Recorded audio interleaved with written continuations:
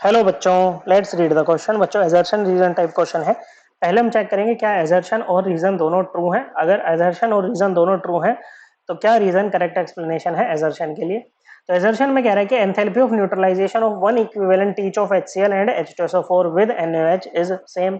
Okay बच्चों, कह रहा है कि एंथैल्पी ऑफ न्यूट्रलाइजेशन जो है बच्चों, वन इक्विवेलेंट आपने HCl लिया है और वन इक्विवेलेंट ही आपने क्या लिया है, H2SO4 लिया है। तो NaOH से जब इनका न्यूट्रलाइजेशन कराएंगे तो दोनों में जो एंथैल्पी होगी बच्चों, एंथैल्पी ऑफ न्यूट्रलाइजेशन वो सेम होगी। तो चलिए करते हैं। एंथैल्पी ऑफ न्यूट्रलाइजेशन क्या होती है? Enthalpy of neutralization of an acid by a base is defined as the heat change when 1 gram equivalent of the acid is neutralized by a base. Okay बच्चों, और रिएक्शन को हम dilute aqua solution में carry out कराते हैं बच्चों। ये देखो, जब आपके पास में वन इक्विवेलेंट एसिड का होगा और वन इक्विवेलेंट क्या होगा बच्चों, तो जब वन इक्विवेलेंट एसिड को बेस न्यूट्रलाइज करेगा बच्चों, तो वहां पर उस प्रोसेस में जो एनर्जी रिलीज होती है, जनरली रिलीज एनर्जी होती है बच्चों, उसी को हम क्या बोलते हैं बच्चों, एंथैल्पी ऑफ न्यूट्रलाइजेशन कहते हैं बच्चों। क्या कहते हैं? एंथैल्पी ऑफ न्यूट्रलाइजेशन कहते हैं। या फिर देखो, अगर इन सिंपल टर्म्स उसको समझे ना, तो ये होता है बच्चों, जब 1 मोल H प्लस 1 मोल OH माइनस के साथ में रिएक्ट करे ना बच्चों, और क्या बनाए, H2O बनाए, इस प्रोसेस में जो एनर्जी रिलीज होती है that is enthalpy of neutralization. अब ये भी आपके पास में वन इक्विवेलेंट है और ये भी आपके पास में वन इक्विवेलेंट है बच्चों।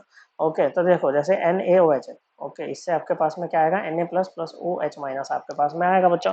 अब मान के चलते हैं NaOH हमारे पास में बहुत सारा एक्सेस में, ओके, यूज तो उतना ही होगा ना जितना एसिड है बच्चों। ओके, जितना मतलब H प्लस आएगा उसी के हिसाब से यूज होगा। अब HCl है बच्चों, ओके, इससे आपको H plus plus Cl minus यहाँ पर मिलने वाला है बच्चों। ओके, अब देखो नंबर ऑफ मोल्स क्या होता है बच्चों, ओके, नंबर ऑफ मोल्स होता है बच्चों, या नंबर ऑफ इक्विवेलेंट क्या होता है बच्चों, ये होता है number of moles multiplied by n factor.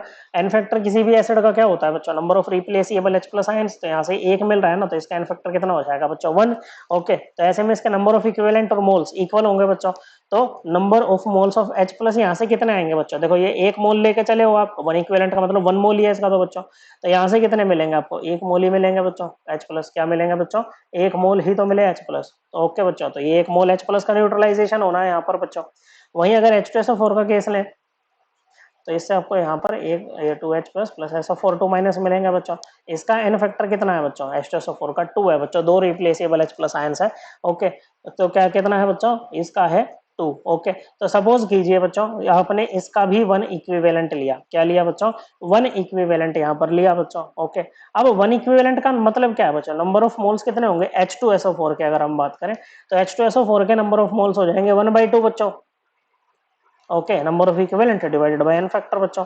Okay, तो यहां से देखो एक मोल से 2 मोल H प्लस मिल रहे हैं, तो हाफ मोल से कितने मिलेंगे बच्चों, एक मोल H प्लस मिल जाएंगे। तो यहां से भी H प्लस एक मोल ही आ रहे हैं, क्योंकि दोनों से number of moles of H plus same है ना बच्चों। तो heat of neutralization, enthalpy of neutralization भी दोनों की सेम होगी बच्चों। तो ये एकदम करेक्ट स्टेटमेंट है।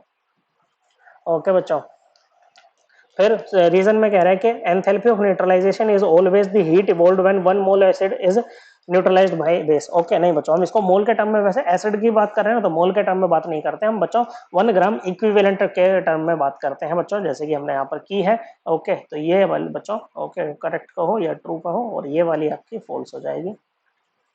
ओके बच्चों, सो जो हमारा एजर्शन है वो तो ट्रू है, लेकिन रीजन जो है ना बच्चों वो फॉल्स है। So correct answer option 3। I hope आपको ये एकदम क्लियर हो गया होगा। थैंक यू बच्चों।